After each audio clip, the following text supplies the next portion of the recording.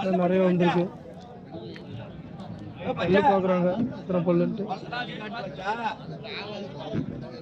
பல்லு 6 பல்லு.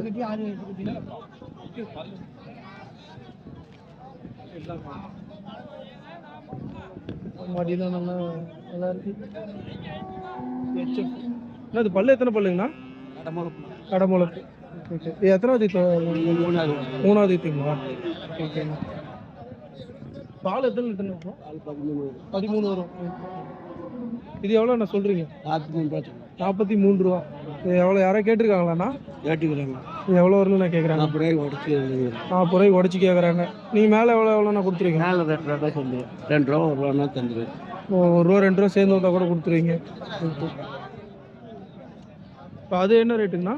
ஏழு அந்த மாடு இதா? ஆ அது 43 ரூபா சொல்லு. 43 ரூபா.